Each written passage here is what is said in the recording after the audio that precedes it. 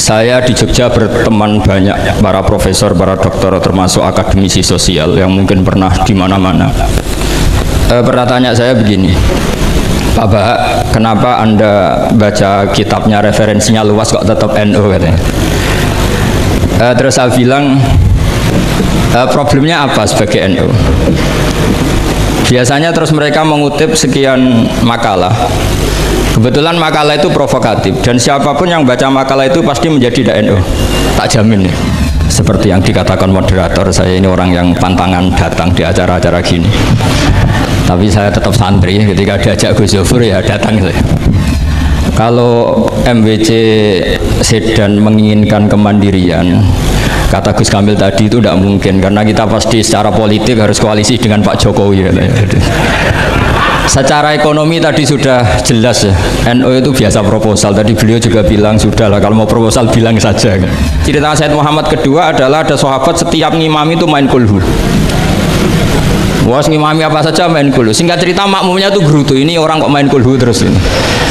Setelah dilaporkan ke Rasulullah, ditanya sama Rasulullah, kenapa kamu main kulhu? Ini dilaporkan ke saya. Kata si musolli tadi, imam tadi, li annaha sifatur rahman, karena dalam surat itu semua sifatnya Allah, maka fa'ana uhibbuha, saya senang itu. Apa kata Rasulullah? Saya disuruh bilang Allah ke kamu bahwa Allah mencintai kamu karena kamu mencintai kulhu. Terus keterusan sampai sekarang itu orang-orang NU baca kulhu terus itu, karena sekali baca idza samsu kuwirat mesti kepunting gitu. Oke, assalamualaikum warahmatullahi wabarakatuh. Berjumpa kembali bersama kita di sini channel Sahabat Orchid TV kawanku. Dan oke, mudah-mudahan sahabat-sahabatku tetap selalu dalam kebaikan, dimudahkan segala urusannya, dilancarkan rezekinya, dan dikabulkan semua hajat-hajatnya. Amin ya robbal alamin. Dan oke, di video kali ini kita akan membawakan kajian singkat daripada beliau, yaitu Gus Bahak, dengan tema ketika Gus Bahak dites pertanyaan Wahabi dengan tingkat dewa ini. Gus Bahak menjelaskan.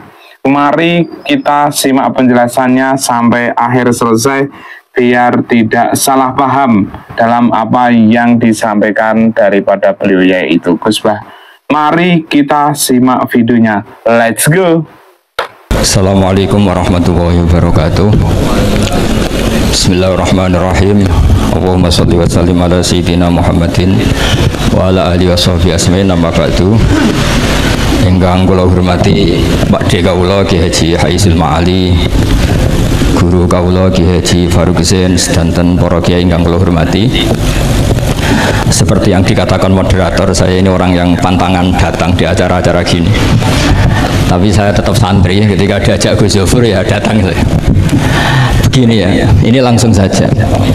Kalau MWC Sedan menginginkan kemandirian, kata Gus Kamil tadi itu tidak mungkin, karena kita pasti secara politik harus koalisi dengan Pak Jokowi. Secara ekonomi tadi sudah jelas ya, NU itu biasa proposal. Tadi beliau juga bilang sudahlah kalau mau proposal bilang saja. Artinya kita sebenarnya tidak pernah mandiri dalam hal politik maupun dalam hal ekonomi. Tapi orang menghayal itu boleh lah, ingin mandiri, ingin keren itu boleh. Tapi saya sesuai disiplin saya begini, saya akan cerita tentang argumentasi ilmiah bahwa ahli sunnah wal jamaah itu luar biasa. Saya di Jogja berteman banyak para profesor, para dokter, termasuk akademisi sosial yang mungkin pernah di mana-mana. Pernah tanya saya begini, Pak Bahak, kenapa Anda baca kitabnya referensinya luas kok tetap NU katanya. Terus saya bilang, problemnya apa sebagai NU? Biasanya terus mereka mengutip sekian makalah. Kebetulan makalah itu provokatif dan siapapun yang baca makalah itu pasti menjadi NU. Tak jamin ya. Kalau di Jogja misalnya di satu penerbitan, saya termasuk di dalamnya, itu pernah diperbandingkan kitabnya Said Muhammad Mafahim Yajibu An-Sohah dengan kitabnya Bin Bas, judulnya Hadhihi Mafahimuna. Biasanya kitab-kitab terjemahan Wahabi itu memang cukup provokatif dan dengan narasi yang memang siapapun yang nggak pernah mondok pasti tertarik. Misalnya begini, cerita bid'ah misalnya. Iyyakum wa muhdatsatil umur fa inna kulla bid'atin dhalalah wa kulla dhalalatin finnar, misalnya gitu. Wa kulla muhdatsatin bid'ah wa kulla bid'atin dhalalah wa kulla dhalalatin finnar. Ada yang baca wa kullu bid'atin dhalalah wa kullu dhalalatin finnar. Terus beliau meneruskannya begini, kata bin Bas, hadza huwa Rasulullah hakama bi annal bid'ah kullaha dhalalah. Terus diteruskan wajar as-Syafi'i faqasama ila hasanatin wa dhalalatin wa sayiatin. Jadi dengan narasi seperti itu orang itu tahu bahwa Syafi'i itu kurang ajar tenan gitu, kira-kira gitu. Jadi dia ini Rasulullah yang mengatakan semua bid'ah ini dolalah, tapi Syafi'i lancang dengan membagi ada dolalah, ada sayyah, ada hasanah, ada sayyah. Ini aneh katanya. Wong Rasulullah yang Nabi saja bilang satu, semuanya dolalah, kok dia bilang dua. Gitu. Diredaksikan Jaro'a, kira-kira makna sedannya yang lama atau berani. Sehingga orang mesti tanya, kenapa sih tidak ikut Rasulullah saja? Tapi ini satu ilmu, setidaknya ilmu perdebatan, bukan ilmu hakiki, karena kita tidak tahu yang diridhani Allah yang mana. Tapi kemudian Sayyid Muhammad dalam kitab Abwaabul Faros, juga dalam kitab-kitab beliau menyanggah itu dengan mengatakan jika makna bid'ah adalah yang nggak pernah dilakukan Rasulullah, itu salah besar. Beliau cerita sekian hal, termasuk yang diceritakan adalah ada seorang sahabat ketika sholat dengan Rasulullah tidak pakai doa mainstream, yaitu ketika itidal sahabat tadi bilang alhamdulillah hamdan katsiran thayyiban mubarakan fi. Setelah itu setelah Nabi habis sholat tanya ayyukumul qail, siapa tadi yang melafatkan itu? Semua sahabat diam karena takut disalahkan.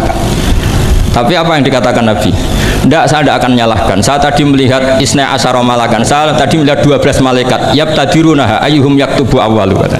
Semuanya itu bergegas siapa yang nulis awal. Terus kata sahabat tadi, ha anadha ya Rasulullah. Padahal ini satu kalimat yang bahkan Rasulullah tidak mengajarkan, dan Rasulullah bahkan iskal kenapa ada kalimat itu. Tapi toh dibenarkan oleh Allah dan Rasul. Cerita Sayyid Muhammad kedua adalah ada sahabat setiap ngimami itu main kulhu. Wah, ngimami apa saja main kulhu. Singkat cerita makmumnya itu gerutu, ini orang kok main kulhu terus ini. Setelah dilaporkan ke Rasulullah, ditanya sama Rasulullah, kenapa kamu main kulhu? Ini dilaporkan ke saya. Kata si musolli tadi, imam tadi, li annaha sifatur rahman, karena dalam surat itu semua sifatnya Allah, maka fa'ana uhibbuha, saya senang itu.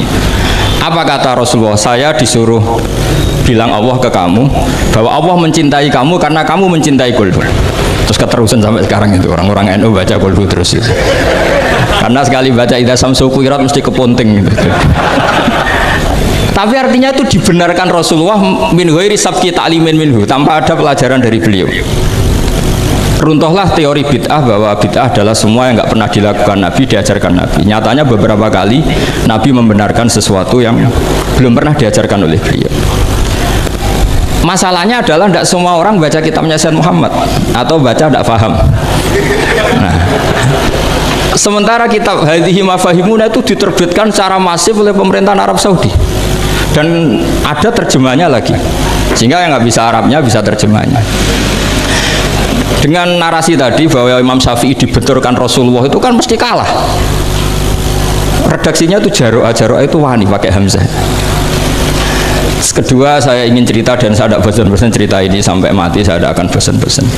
Ada kemandirian al-hujjatul balighah dalam diri kita sebagai ahli sunnah. Begini misalnya, kalimat la ilaha illallah adalah kalimat yang orang kafir 80 tahun saja kalau melafadzkan itu menjadi soro mukminan. Lah ini kita tahlil yang sudah muslim hanya karena kalimat thayyibah justru menjadi kafir. Ini kan madzhab aneh. Yang kafir puluhan tahun iyan tahu yughfar lahum ma qad salaf bihadil kalimah.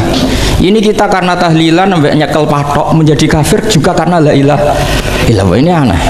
Kata kalimatun sing yakunu bihal kafiru musliman jadi kalimatun yakunul mukminu biha kafirun. Ini kan kaidah yang aneh.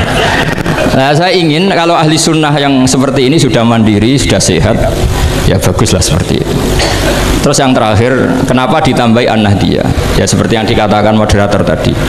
Di terminologi internasional itu kalau ahli sunnah pokoknya yang tidak sabus sahabat ahli sunnah, sehingga Wahabi, Muhammadiyah, Ikhwan semuanya ahli sunnah wal jamaah.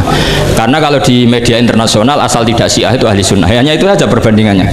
Kalau ikramus sahabat ya ahli sunnah, kalau sabus sahabat ya Syiah. Problemnya adalah kita tidak ikut kelompok besar ahli sunnah yang mainstream di internasional karena mereka anti wasilah, anti tahlil. Sehingga terus Indonesia bilang ditambahi ahli sunnah wal jamaah An-Nahdiyah, yang kira-kira mungkin Gus Yofur dan kawan-kawan nambahin Nusantara gitu.